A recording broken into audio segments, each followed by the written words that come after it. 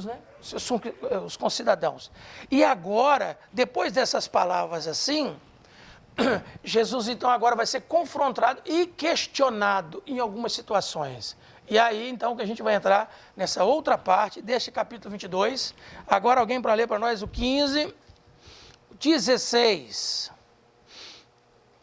e o 17. Vamos lá.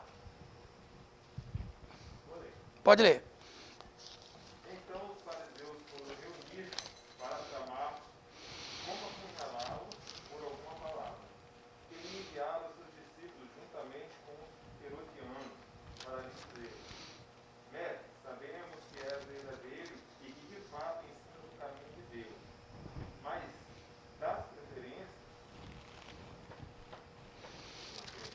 Não dá preferências a ninguém, pois não considera um homem pelas aparências. 17. Dize-nos, pois, que te parece, é lícito pagar impostos a César? Né? Que coisa, né? Você já vê que já começou uma união tremenda, né? Fariseus e herodianos. Né? Uma mistura aí de política e religião. Os herodianos eram os políticos. Eles apoiavam Herodes, que foi colocado ali, primeiro o pai deles, né? O Herodes o Grande, e agora são os filhos, o Agripa, o Antipas, e aí vai a sua prole, administrando ali naquela região da Galileia e toda aquela região ali. Então agora eles chegam perto de Jesus e são lisonjeios. Ó.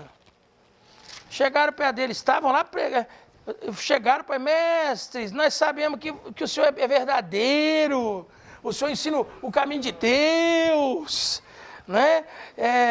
E tudo que fala é segundo a verdade.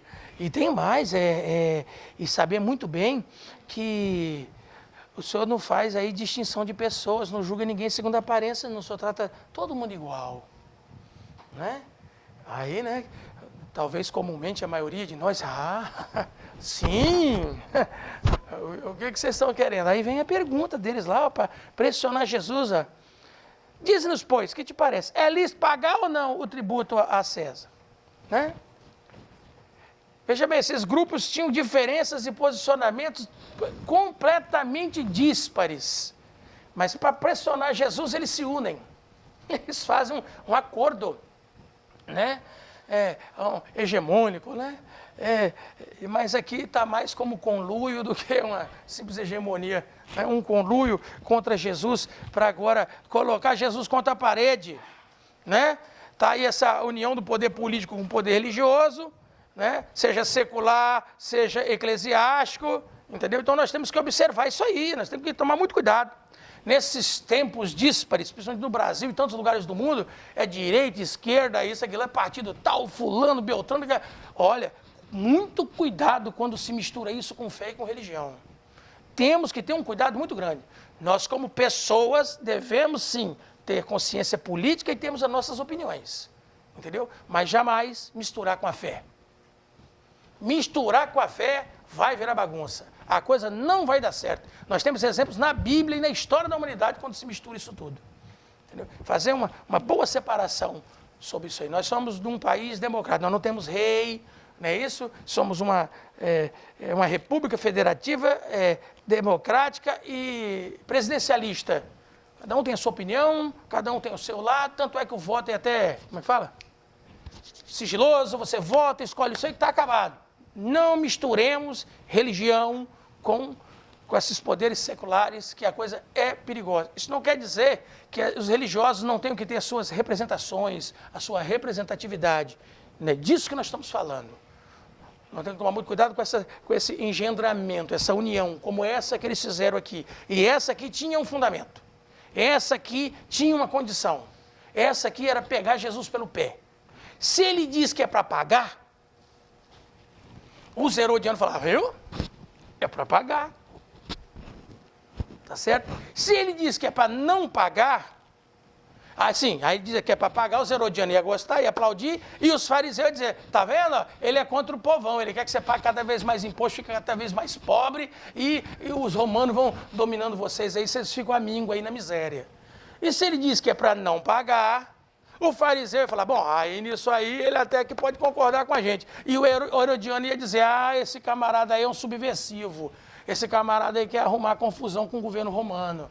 Ele está fazendo um levante aí contra o governo que está dominando o mundo. Então, qualquer resposta que Jesus desse ali, eles tinham a intenção de pegar Jesus pelo pé, tanto por um lado como pelo outro. E aí, então, Jesus, diante disso, ele vai se apresentar. Jesus, então, não se permite ludibriar pela lisonja e toma uma atitude interessante. Vamos ver aqui? 18, 19 e 20. Vamos ler?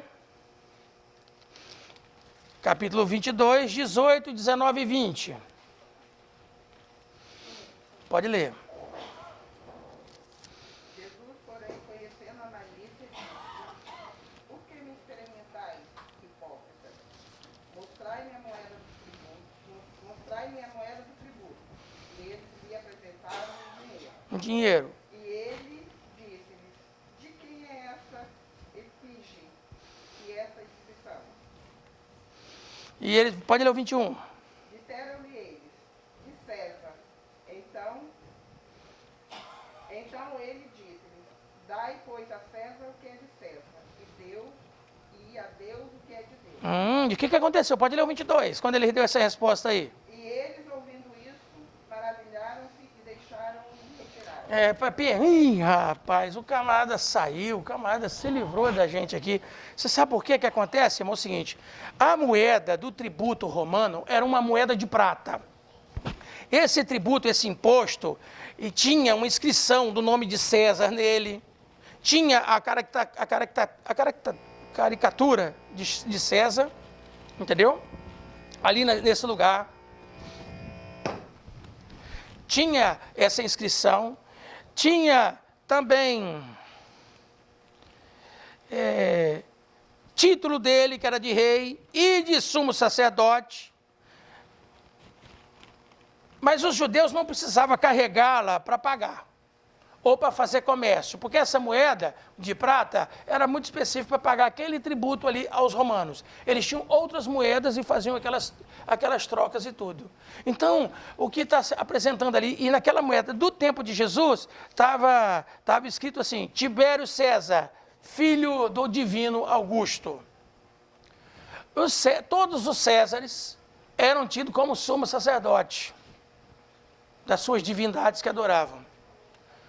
O concílio de Nicéia, em 325, o Eusébio fala que o Constantino entrou todo de púrpura, cheio de ouro, e ele disse assim, parecia um anjo do Senhor, porque ele foi o sumo sacerdote para resolver as demandas que estavam tratando ali no concílio de Nicéia. Todo rei de Roma era o líder da igreja. E aí a reunião de 325 vai decidir a natureza do novo Deus do Império. O novo Deus do Império era Jesus. Não era o pai de Jesus, o Jeová, ou Yahvé, ou lá do tetagrama. Era Jesus. Mas isso é um assunto que a gente vai estudar num outro momento da escola sagrada. Não é o que a gente vai ver agora. Então, quando ele pegou aquela moeda na mão, ele pediu, ele perguntou, mostrai-me uma moeda de tributo. E eles lhe mostraram aquele dinheiro lá. Tá certo? Então ele diz, dai a César o que é de César e dai a Deus o que é de Deus. É por isso que em outro momento, ele vai chamá-los até de hipócritas. Quando a gente lê Marcos ou Lucas, ele vai chamá-los de hipócritas. Por quê? Porque ele chega para o camarada e fala assim, você está perguntando para mim, né? Como se fosse assim, né? Se devo pagar ou não o tributo, né? Me dá a moeda aí. Aí o camarada tinha moeda, aquela moeda que o judeu não gostava de carregar. Ele tinha. E ele olhou, foi ótimo. Então ele pegou, dá a César o que é de César e dá a Deus o que é de Deus. Mas você está reclamando aí que tem que pagar tributo, está querendo saber de mim aí, de pagar tributo e tudo, mas você está carregando a moeda do César com você, rapaz. Então isso é hipocrisia. Você vem com esse tipo de pergunta, com esse tipo de questão pro meu lado aí, mas vocês estão querendo me pegar. Vocês estão querendo me derrubar. Vocês estão querendo ver se eu infringo alguma lei, algum mandamento, alguma ordem para ficar mal ou com vocês ou com o povo. Então a resposta de Jesus é à altura, porque então ele está apresentando para isso, não. Olha só, você tem que pagar a Deus o que é de Deus e aos homens o que é do homem. No caso ali é César, tá certo? Romanos capítulo 13, versículo de número 7.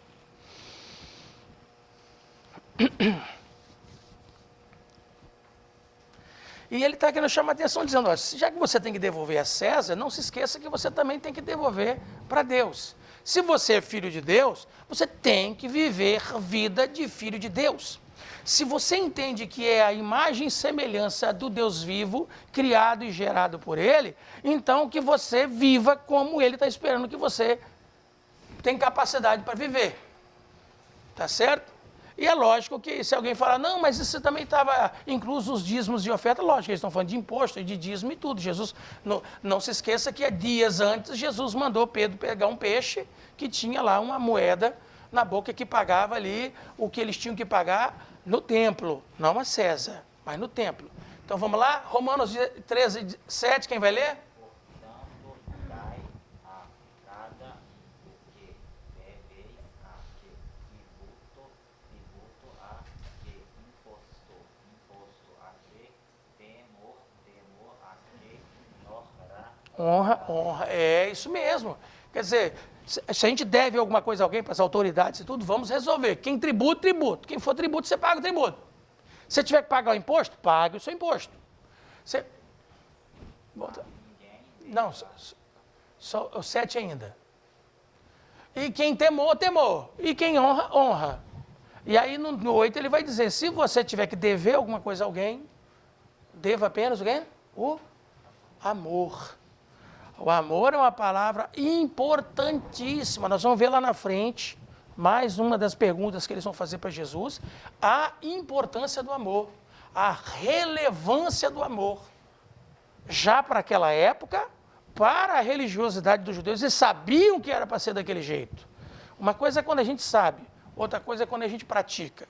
Uma coisa é quando a gente está revestido, outra coisa é quando a gente não está vestido do jeito que é para ser. Está vendo a distinção? Aí vai aparecendo. Essas coisas elas vão se amalgamando e vão aparecendo aqui no nosso estudo para a gente entender bem o que é que está acontecendo. Mas agora, vamos lá. Ficou resolvida essa demanda com eles foram embora. Aqui no Mateus vai dizer que no mesmo dia, outro grupo vai conversar com Jesus. No Marcos e Lucas não diz que é no mesmo dia, mas o Mateus diz que é no mesmo dia. Então vai lá alguém já para ler para nós o 23 e 24. 23 e 24.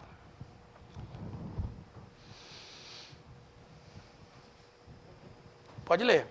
No mesmo dia chegaram os fariseus e saduceus e dizem não haver ressurreição e interrogando, dizendo, mestre, Moisés diz, se morrer alguém não tendo filhos, casará o seu irmão com a mulher dele, e suscitará descendência a seu irmão. Essa lei está aí, vamos lá, é Deuteronômio 25, vamos ler, primeiro vamos dar uma passadinha na lei, vamos passar aqui como é que é essa situação, para a gente dar a continuidade da leitura.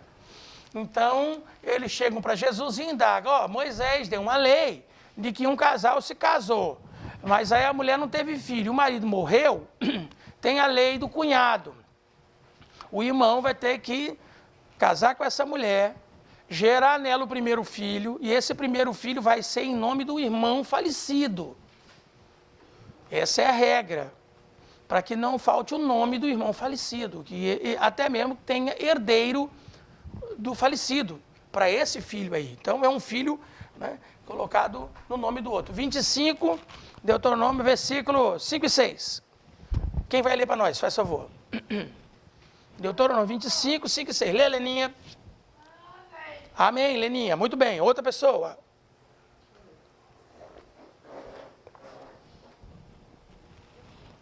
Isso. Quando alguns irmãos morarem juntos e algum deles morrer e não tiver filhos, então a mulher do defunto não se casará com um homem estranho de